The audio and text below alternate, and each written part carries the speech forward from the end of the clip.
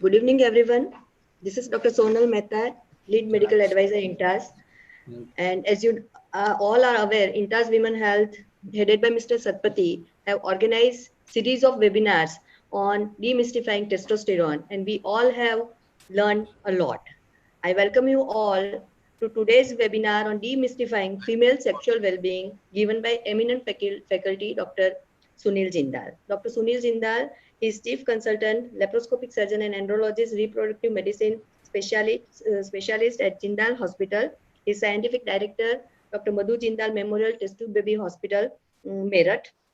Vice Chairman, Delhi ISAR, Delhi IAGE. He has many publications and he has made many presentations and written chapters in books. Without taking much time, I welcome Dr. Sunil Jindal. Over to you, sir. Thank you very much. Thank you very much, everybody, again for the sixth series of this webinar on testosterone. I am Dr. Sunil Jindal. I am a proud father of 3 children, and something fantastic which happened yesterday is that was the result of my youngest child. And the result was fantastic because he got more marks than me. I thought I had the best which possibly could be there, but he got 100 in 4 subjects, 97 in mathematics. So ultimately, at the end of the day, it's great. It's a wonderful day. I have a lovely wife who, of course, apart from the fertility work in which she helps me, she is also a phenomenal support for me in the sexual medicine because I look after the male and we all look after the female and male together, about which I'm going to discuss to you today. I am an originally trained person for surgery and then urology. I used to do a lot of andrology, got into reproductive medicine. And from this reproductive medicine and male sexual health, got into the whole gamut of female sexual dysfunction. And from there on, it started on in the sense that today I have taken the last series on testosterone, one single hormone. I hope you would enjoy it because I have a lot of tips for you, a lot of tricks for you, and I would really like to bring to you a few things which you should, even as obstetricians, follow in your practice, which deal with sexual medicine and are going to give a lot of help to your patients. You know how we started sexual medicine? We use, for the last 15, 16, 17 years, in fact, between IVF ICSI, we used to get a lot of patients of non-consummation of marriage. So the mother would bring the daughter and say that, well, my daughter doesn't have a child and she's married for 5 years. We would examine these patients and see that their hymen was intact.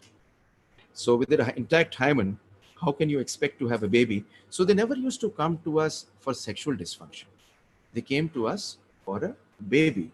And I'm talking of well-read IT engineers. So we went into the history of this. We started talking to the man and the wife because we realized all that they needed was not a test tube baby, not an IUI. What they needed was sexual medicine. And from there, slowly, we developed this part of sexual medicine. In fact, if you ask me, I would tell you something interesting, even with postpartum women. How many of people actually ask in postpartum women that if you're having a normal relationship after the baby is born? In fact, most of the women in our country would say that once the childbirth has taken place, that is what sex is for. And once the baby is born, it naturally comes down. That is what the mother-in-law tells the daughter-in-law. But that's not true. And this is something which needs to be counseled always to these patients. So I begin from here, from this point of view, and I would like to share with you a lot of insights and practical insights. And I'm sure you would enjoy it. So I begin now to start with the lecture and on female sexual dysfunction. Just a minute.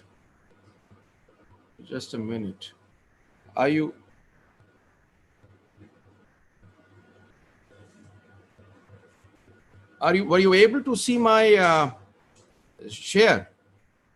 Were you able to see the share of the screen? Just a minute.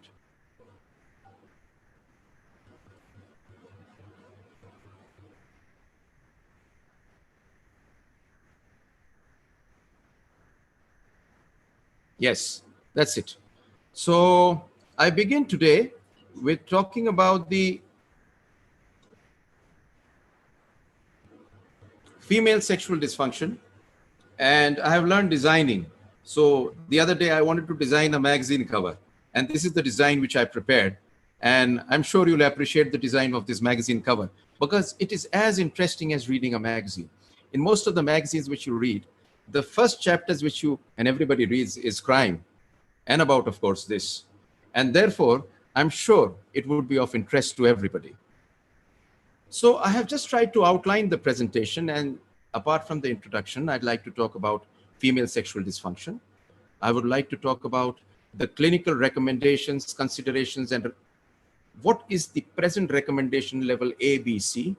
And I'll try to summarize everything for you to understand what really needs to be done. So first of all, let us understand what is sexual health. So sexual health is defined by the World Health Organization as an integration of somatic, emotional, intellectual, and social way of positively enriching a life which will enhance our personality, communication, and love. So sexual health, please understand, is your whole personality, your communication, and love. The optimal female sexual health comprises of physical, mental, and emotional aspects. And these are the context in which a woman experiences desire, arousal, and orgasm. Now, the other thing we have to understand is that men are very simple creatures, even otherwise. I always tell my wife, my goodness, what a simple man you have. But you know something? Women are complex, even sexually, because it is a very complicated story, which I would like to simplify to you as much as I could. Now, what is sexuality? Sexuality is experienced and expressed in thoughts, fantasies, desires, beliefs, attitudes, values, behaviors, practices, roles, and relationships. Now, please understand. An Indian woman compared to a woman in the West, in Europe and America, compared to a lady in Africa, will have the whole story in her mind, in her behavior, practices, and beliefs, which will be different from each other. And therefore, the behavior is going to be different, the attitude is going to be different. While sexuality includes all these, not all are experienced or expressed. So one thing to understand again is sexuality and the female sexual system is complex. Now, first question, how should a woman be screened for female sexual dysfunction? This we learned over a period of time, which I'd like to talk to you about. And what we learned is that in case we want to screen a woman for female sexual dysfunction, we need to ask her something very simply in the language in which it is culturally acceptable, which could be a simple question is your relationship after childbirth, now that you have come after 30 or 40 days, has it started? When do you plan to start it? Or is it okay? When you ask a woman postmenopausal comes to you for a gynae checkup, if you ask her, is your relationship fine or is there a problem from your side or your husband's side? A lot of times these women are going to tell you they have no problems. The husband has all the problems in the world. Because culturally, they feel it's the end of the world for them. So this is a small form which normally we would give to our patients. And there are a few questions which you don't even have to ask. You could have it in Hindi, you could have it in Gujarati. I've placed it here in English. Are you satisfied with your sexual function? Yes or no? If no, please continue. How long have you been dissatisfied with your sexual function? The problems with your sexual function is, mark them, they just have to tick them. Problem with little or no interest, problem with decreased genital sensation, problem with decreased vaginal lubrication, problem reaching a climax, problem with pain during sex, or any other. Which problem is most bothersome to you? Please circle. Would you like to talk about it with your doctor? Yes or no? Now, from our experience, postpartum, about 50% of women want to talk to us. And postmenopausal, 80% of the women want to talk to us. So if you have this form and you talk to the patient, it's a beautiful thing to do for these patients. Now, we have to understand that the physical examination of a woman who has a sexual dysfunction needs to be done by you. And if it is done, the most reasonable way to do it for them to understand is with a mirror, for them to be most comfortable with their organs. So with the assistance of a mirror, it becomes very comfortable to get them into a place to understand how they need to be treated.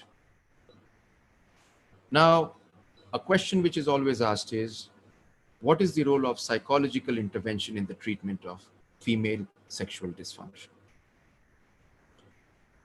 Now, consultation or referral to a sex therapist, psychologist, psychiatrist, marriage relationship counselor should be considered based on the obstetrician or gynecologist's level of expertise and patient's individual treatment needs. But a lot of times in the OPD, nobody just has the time.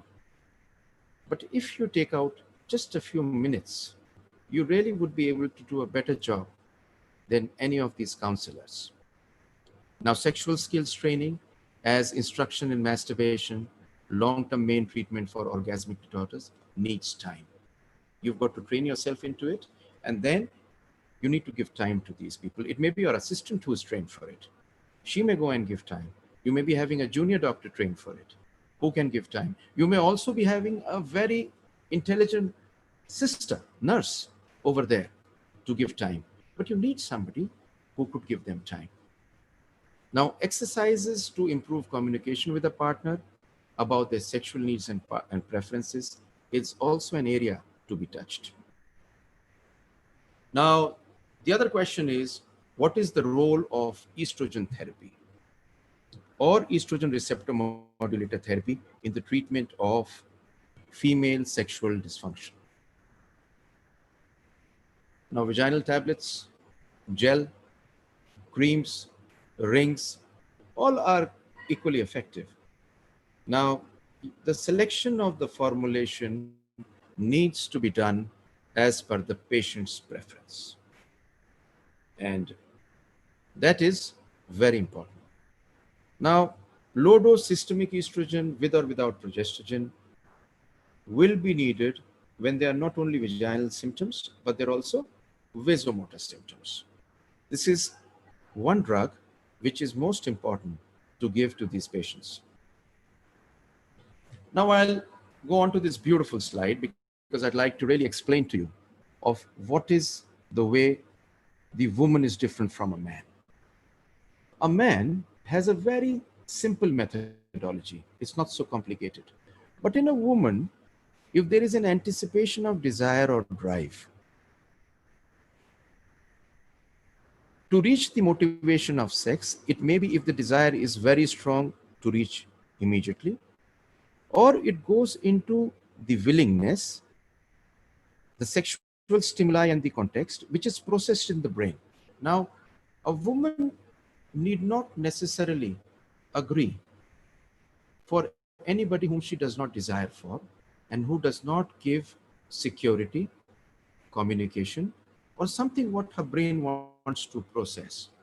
When this brain processes this, then it reaches on to an area of something known as a subjective arousal. So one is the physical arousal, which would take place from the anticipatory desire or drive, and the other is the subjective arousal. Now, both of them fall onto each other. And when the subjective and the physical arousal together give the go-ahead, then you have an arousal or responsive desire, which leads to a reward of for emotional and physical satisfaction, and then it leads to the motivation for sex. So what happens is that for a woman, the processing in the brain of the willingness, the information which goes into the brain, the inhibitions, the yes and the no, is the major area where the processing takes place. And once the subjective arousal has taken place, it is then that the physical arousal is enhanced.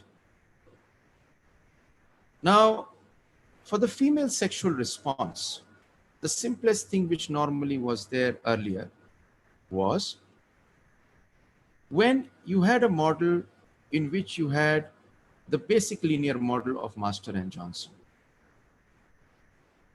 But there is also a biophysico-social model and also a circular model of Bessel. Female sexual dysfunction include a group of complaints and disorders affecting women of all ages and stemming from a heterogeneous array of etiologies and contributing factors. Now, I have tried to bring in the classification. Now, this classification is that hypoactive sexual disorder, that's the first disorder. It is decreased interest in sexual activity. Sexual aversion disorder, aversion to and avoidance of sexual activity. Now, there would be a lot of women who would say, we have no interest in sex.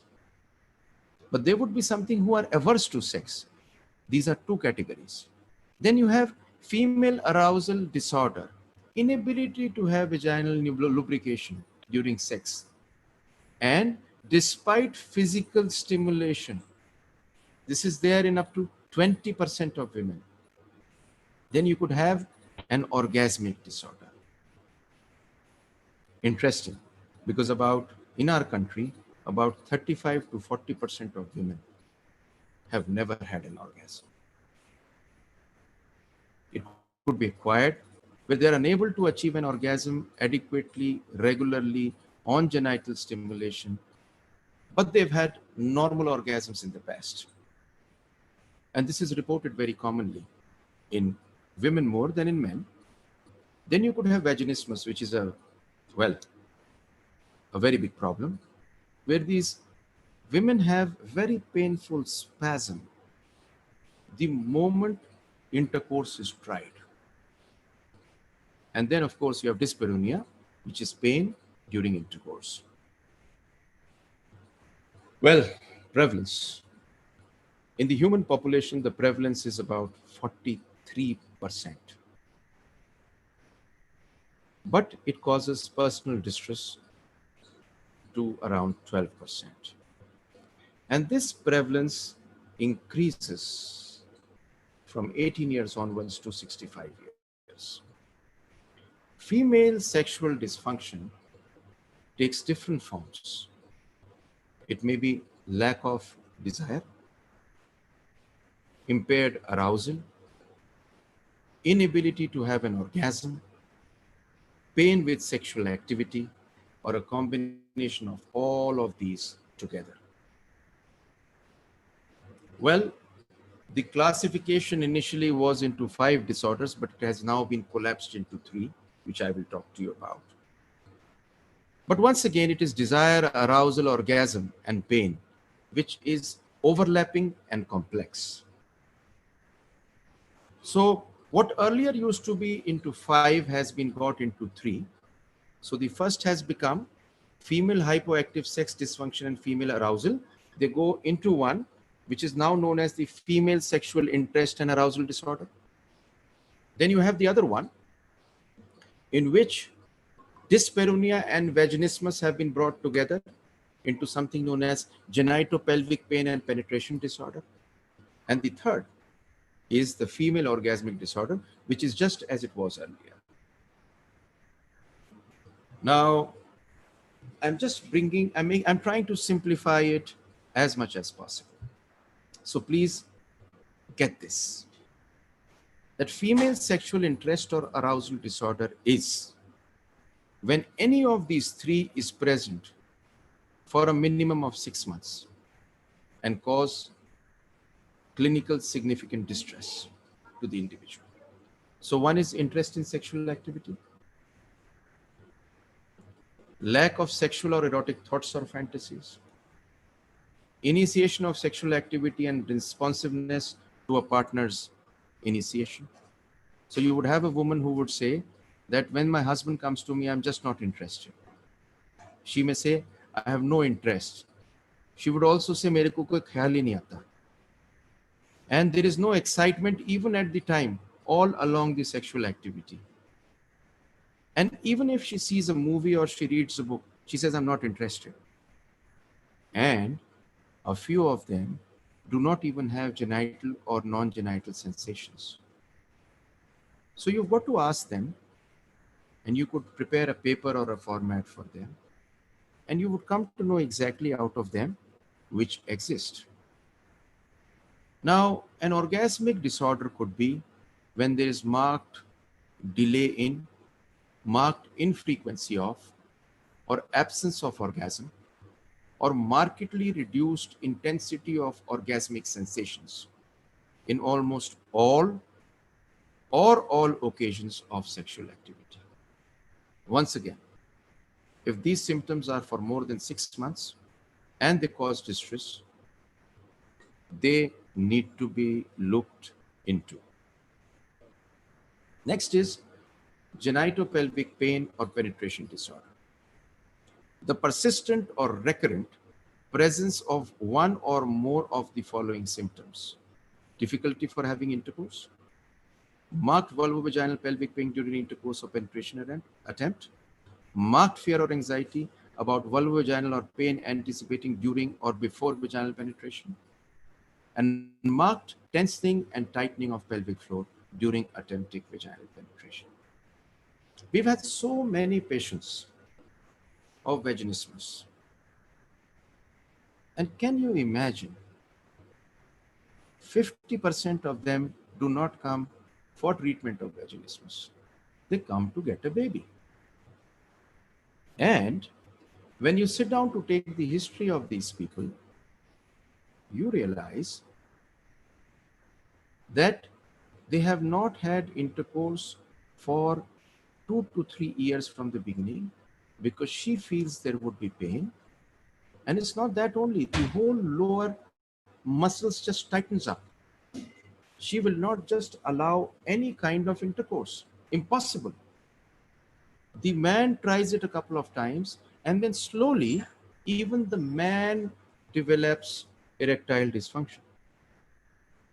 It's a very different kind of a scenario. And why? It's a very interesting question. And I'll bring it to you, you'll understand. And why does the good man become impotent or feels he cannot have intercourse? Because he can't have intercourse and he's not a rapist. So the whole story becomes so interlinked and so difficult to treat. It is one of the most difficult things to treat. And it is a very, very irritating and disabling disorder for the woman as well. So now you could have substance medication induced sexual dysfunction. There would be women who would say, whenever I take this medication for this amount of time, this happens to me. It happens with, I would not call it a substance induced or medication induced, but a lot of women on oral contraceptives should become freer and happier because of the security of the oral contraceptive, but the oral contraceptive decreases the desire and arousal. Then pregnancy related. Delivery pain, pelvic surgeries, cesarean sections, perineal tears, episiotomies, pain lead to decrease in sexual interest and arousal. Breastfeeding also causes vaginal dryness and postpartum problems, decreased sleep, role changes, relationship issues, newborn health issues, psychosocial adjustment and parenthood, postpartum depression. All of these lead to a system where the woman believes that intercourse was only there to have babies, and now that she has had babies, God has told them no more sex. In fact, when she consults about it in her family, every elder says, "This is the way it happened with us." And so it's normal. So the new normal for the woman becomes that she's not interested in intercourse. And the husband feels that, well, having children has changed her, but that is natural. So this is a psychosocial cultural issue which needs to be cleared by the obstetrician when the patient comes back after the delivery. And it is very pertinent. Fortunately, unfortunately, we learned it the hard way. We were never taught this in our medical training. But this is a very important part of even the obstetric training. Should be. Now, this is a very interesting slide where there is a model where the hypoactive sexual disorder, the pain disorder, the arousal disorder, and the orgasmic disorder, they are all interlinked. And resolution of one leads to resolution of the other. So if the woman has pain and you treat the pain, her desire improves. If she has an orgasmic problem and she gets over it, then she starts loving the orgasms, her sexual desire improves. And the arousal and the sexual desire together are all clubbed actually into a single area. Now, what endocrine alterations are associated with impairment of sexual health? Hyperprolactinemia. Hyperprolactinemia is a very major cause of disorders even in the men. And in men, it leads to impotence. But in women also, it leads to what we know as loss of desire and vaginal dryness. And this is the reason, one of the reasons that during breastfeeding, women do not want to have intercourse. And there is vaginal dryness during that time, so they need to be told about it as well. Then there could be hypothyroidism and hyperthyroidism, diabetes, hypoestrogenism, hyperandrogenism, hypoandrogenism, hypocorticosolism, hypercortisolism.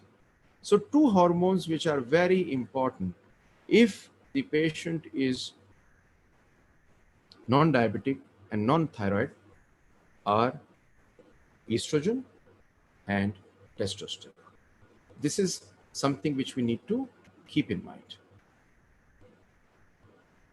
So these are the common etiologies which can be listed, and a lot of these lead to sexual problems. It's a whole list which I will not go into because it's a massive subject. I could probably go on for 5 hours on the subject, but I wanted to condense it within 45 to 50 minutes.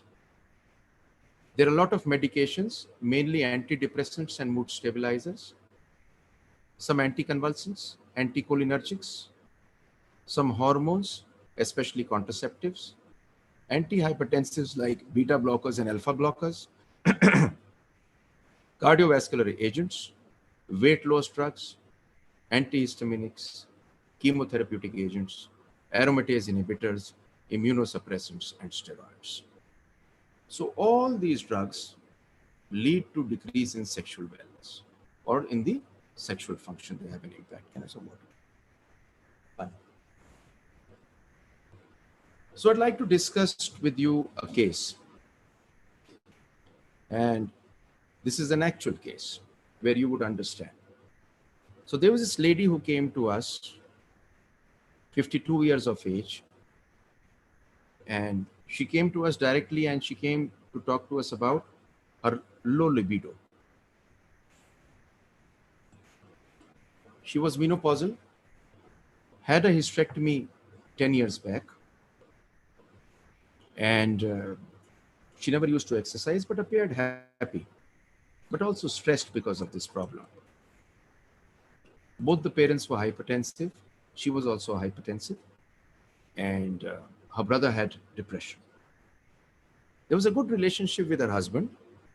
She describes her sexual life is very infrequent because of vaginal pain, low desire, and also complaint of backache.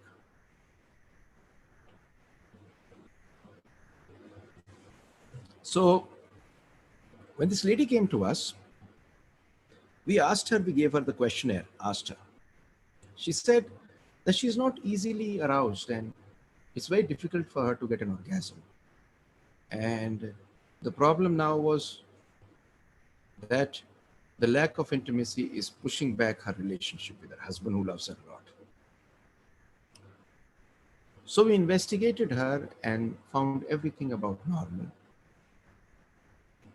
And we gave her a very simple solution. We told her that why don't you go ahead, use a vaginal estrogen gel, and along with that, use a lubricant, a water-based lubricant. And along with that, for the backache, why don't you keep a pillow under your lower back? She came to us after a month and she said she's much more comfortable and she's happy. And she never used to exercise. So we asked her to go ahead to exercise, go ahead for yoga.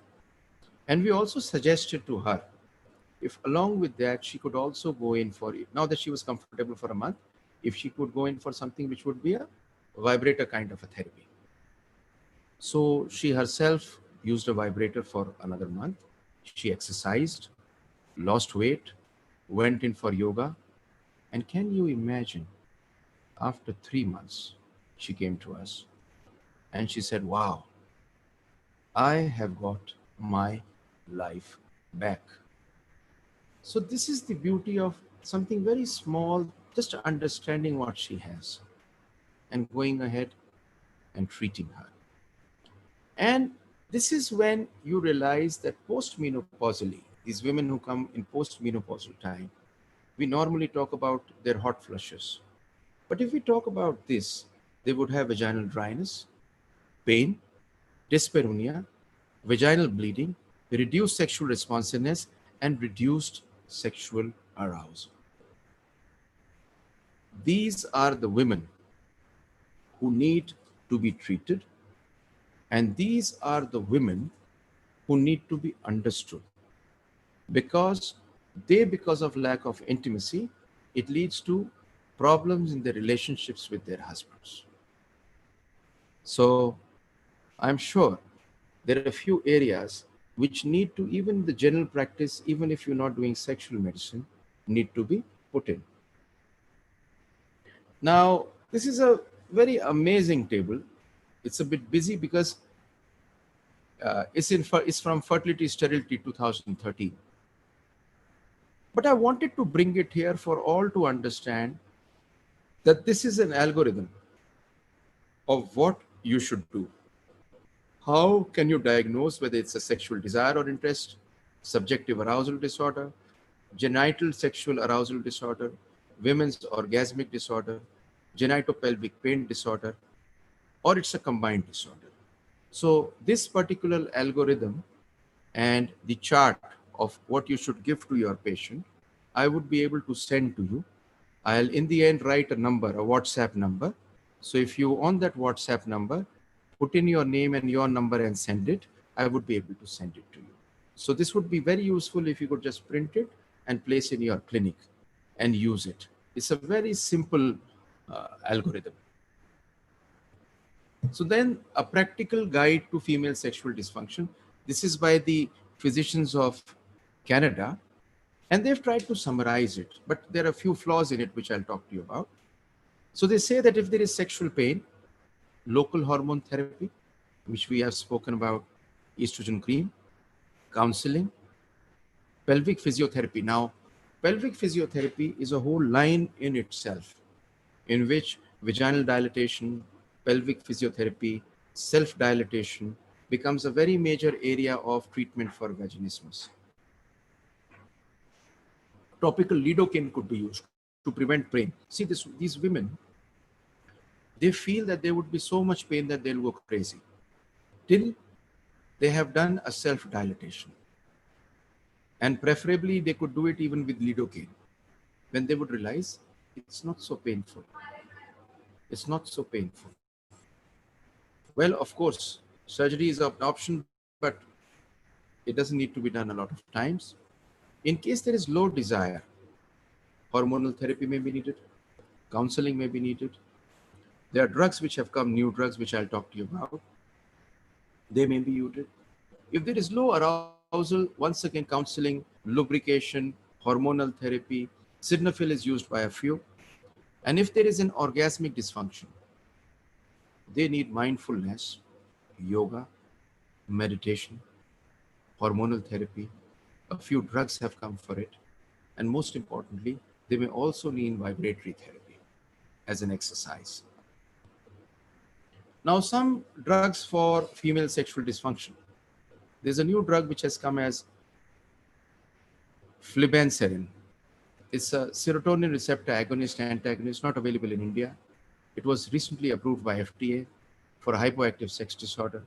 It's a very expensive drug, has a few side effects, and it cannot be taken with alcohol.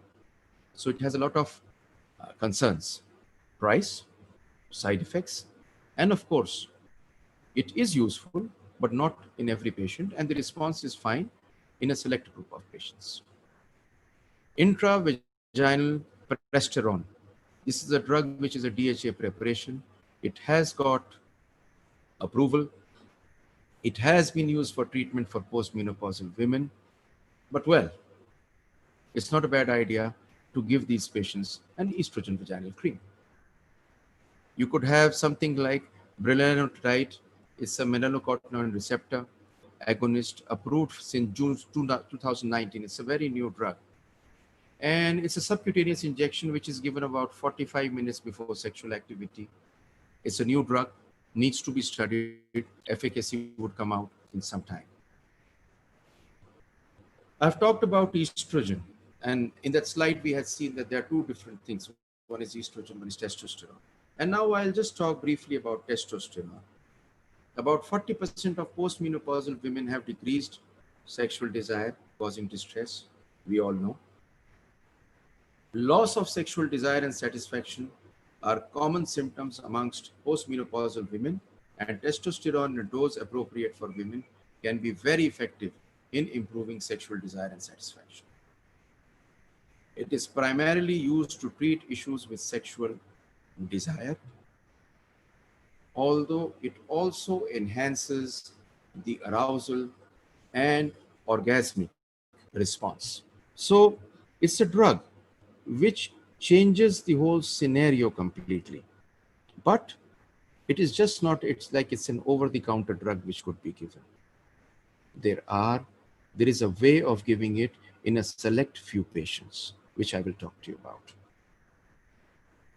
So there has been a very big study where percutaneous testosterone gel has been used in postmenopausal women with decreased libido and sexuality and psychological general well-being. And in these women who were postmenopausal on HRT already, testosterone was given as a 10 milligram testosterone gel and placebo to another group. And it was found that the frequency of sexual activity, orgasm and intercourse, sexual arousal, fantasies and enjoyment, satisfaction with orgasms, interest in sex were all significantly improved for testosterone addition as compared to placebo both before and after crossover. And no significant difference in the number of experienced side effects was found. So, in this study, they came up with the subcutaneous gel, 10 milligrams, which is about 1 actuation, which could be given to these women. Well, a study of Lancet Diabetes Endocrinology, it took 46 reports of 36 randomized controlled trials of 8,480 patients. And in this systemic review and meta-analysis of randomized controlled trials, they found, compared to a placebo, testosterone increased sexual function, including satisfactory sexual event frequency, sexual desire, pleasure, arousal, orgasm, responsiveness, and self-image. And testosterone reduced sexual concerns and distress. And when gel was used, it was found that the changes in the LDL and cholesterol levels were not as it was done. It was more in oral than in the gel. So data supports a moderate therapeutic effect in post-menopausal women. Treatment should only be with formulations which achieve a blood concentration approximately to the premenopausal physiological considerations, not higher than that. There is no approved female product by the National Regulatory Body, and male formulations are judicially used in female doses and monitored regularly. No injectable pellet or formulation can be given because the doses become very high, and baseline testosterone should always be measured before commencement. Now, the follow-up has to be done at 3 to 6 weeks after treatment to see the dose, and the patient should be monitored for their clinical response and assess the signs of androgen excess as virilization, hair, voice changes, hair changes with the serum testosterone level every 6 months, and if they appear, it needs to be stopped.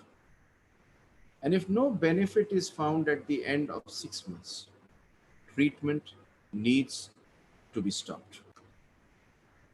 So I'm sure you have understood quite a bit about this, and the dose of this is around 10 milligram, which is equivalent to 1 actuation, which needs to be given in postmenopausal women. In premenopausal women, it is still debatable, though it has been given in a lot of premenopausal women with reasonable results, but it is still, I would say, something which is debatable. But in postmenopausal, it can be given very judiciously and in a very low dose. Now the summary would be level A, level B, level C. Based on good and consistent scientific evidence, low dose vaginal estrogen therapy is the preferred hormonal treatment for female sexual dysfunction at menopause. Low dose systemic hormone therapy with estrogen alone or in combination with progestogens is to be given when there are vasomotor symptoms. This is a new drug which is abroad. It is not available in India. Ospemifene has been recommended instead of estrogens because they feel the side effects are going to be less. Systemic DHEA has been proven not to be effective, so it is not to be used. Now, the level B evidence is that psychological interventions, skill training, mindful therapy for couples, it has been recommended as female sexual dysfunction treatment. Physical examination should be performed. Short-term transdermal therapy is considered as treatment option for postmenopausal women with sexual interest and arousal disorders who have appropriately been counseled for the potential risk and unknown side effects. And evidence is insufficient to recommend for or against testosterone for treatment of sexual interest and arousal disorder in premenopausal women. As far as level B, again, I would say, sildenafil should not be used for treatment of female interest or disorder outside clinical trials, though A lot of vaginal tablets, effervescent tablets have been used, are being used with the idea that it increases the blood flow. Intravaginal progesterone, low-dose vaginal estrogen, ostemethyne can be used in postmenopausal women for treatment of moderate to severe dyspareunia. That is due to genitourinary syndrome of menopause.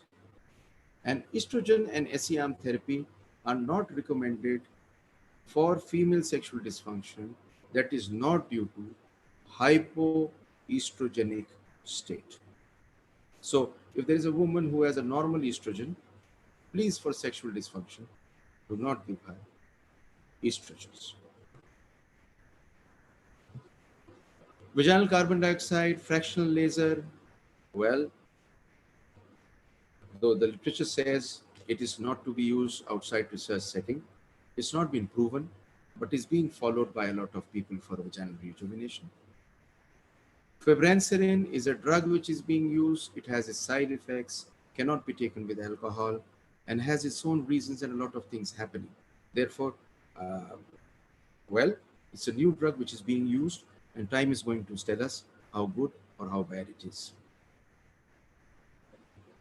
Obstetrician and gynecologists should initiate a clinical discussion of sexual dysfunction during routine care visits.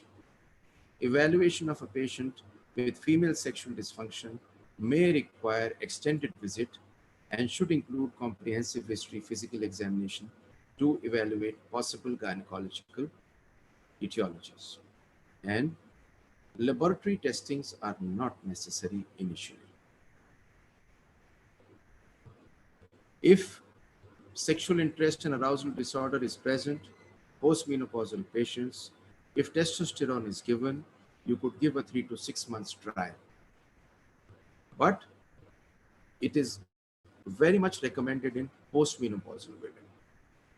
Transdermal testosterone is to be discontinued if there is no response or if there are side effects, and long-term studies over a long period of time need to be there. Pelvic floor physiotherapy is used, and it is the primary treatment with psychotherapy for genitopelvic pain and penetration disorders, which are very difficult to treat. Lubricants, topical anesthesias, moisturizers may help reduce elevated dyspareunia, and a lot of time masturbation and vibratory toys are used as a treatment. So I would like to end over there this fantastic lecture which has been given to me, and topic more than the lecture, to be sharing with you. And if you ask me honestly, I have this very strong feeling that after this lecture, you would be able to utilize a few things into your regular practice. And in case you get patients like this, you would really like to treat them, because though it takes some time, it can be very rewarding for them. And once it is rewarding for them, it is rewarding for us as doctors. We all know. I would like to share a number with you. The other one? I would like to share a number with you, which I would just put in the chat box.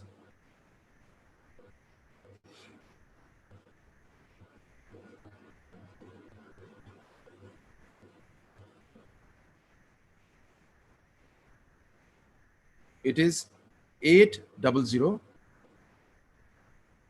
6666 085. Can you please put it into the chat box, please? 800 6666 085.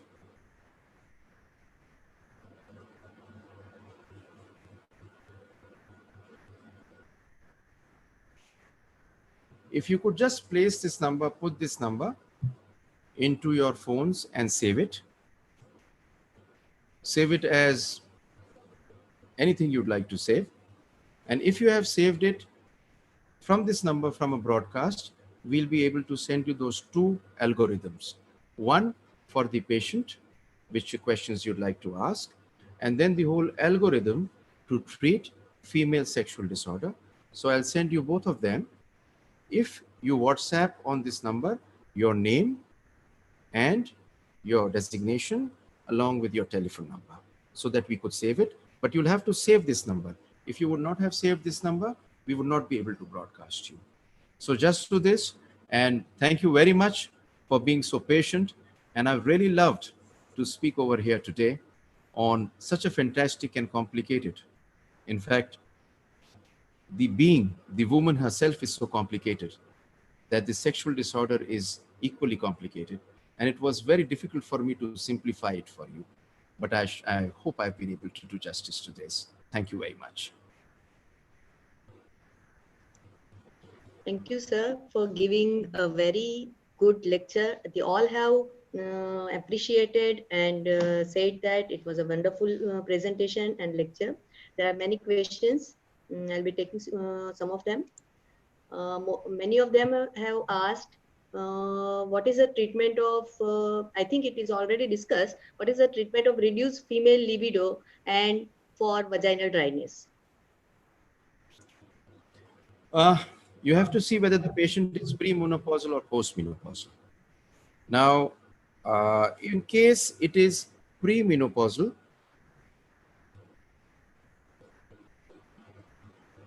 just a minute.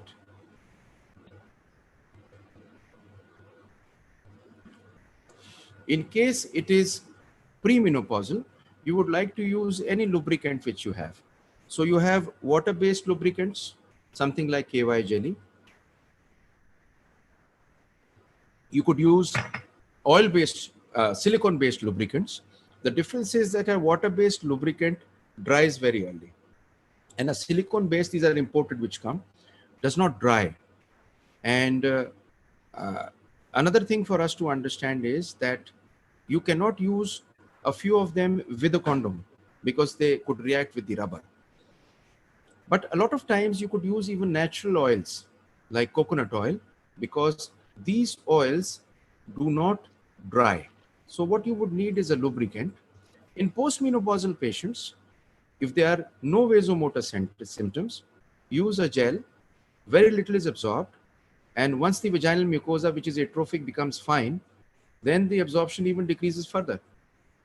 In case there are vasomotor symptoms, in case you give them low-dose estrogens, natural estrogens, you could give them and patients really react very well to them. But apart from that, you also have to counsel them a bit, and this would be very useful. Right, sir. And again, they are asking treatment of postmenopausal vaginitis. Oh, you have, there are now 4 things you have to see in this. Examine the patient. Do a Cusco to see if the cervix and everything is fine. You would now first judge if there is any infection or not, or any PID. Because a lot of these women have PID, they have white discharge, and the pain at times is because of that inflammation. You have to examine that, treat vaginal infections. If there are cervical infections, you need to treat them. And if there is vaginal dryness, you could put these patients onto estrogen creams. You could also, along with the estrogen cream, give them for vaginal dryness one of the lubricants which is present, and counsel them, talk to them in the presence of the husband, and explain to them that it is absolutely normal if you exercise, lose weight, are in a better frame of mind, and it is natural to have a relationship even at this age with your husbands. It helps. There is one question. Is there any study about the potential decrease in testosterone quality with advanced age, poor libido despite normal testosterone levels? 1, testosterone of a woman from mid-age goes down. So in most of these women who are postmenopausal, the testosterone is below and lower. If the testosterone level of the woman is fine, you are not to give these patients any testosterone at all. But in case you have taken the history and you feel that these are postmenopausal women, and despite lubrication, their sexual arousal is not there. Then you can give them testosterone with a baseline, judge after 3 to 6 weeks if it is within the premenopausal level, and then you can give these patients testosterone and judge for any side effects which are there.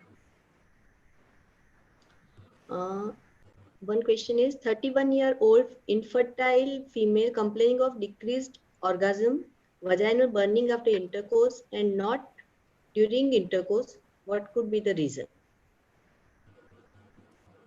I had initially shown you a whole gamut of hyposexual disorder or orgasmic disorder, pain, burning.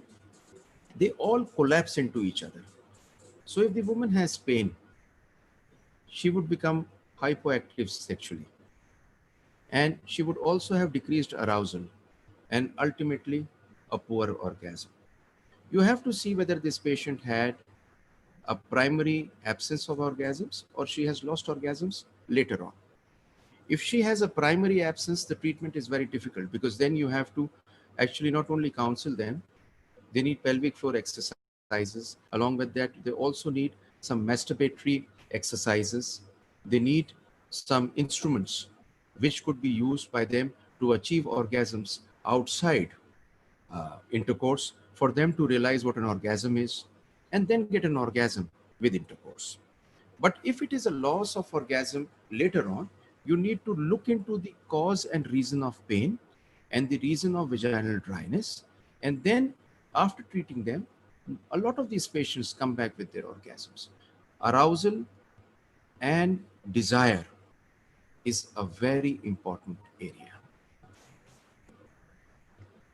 Similar question, 30-year Nalipara complain of painful, she's Nalipara, painful uterine cramps at orgasm and vaginal secretions are good but less compared to previous during intercourse, and what could be the reason and how do we manage? These are all complicated things. There is no hard, fast reason for it. Examine the patient, make her comfortable with her own organs, talk to her, do an ultrasound, see if there is endometriosis. Is there any reason of cramps? Is there any reason of infection present over there? Lubrication would be needed.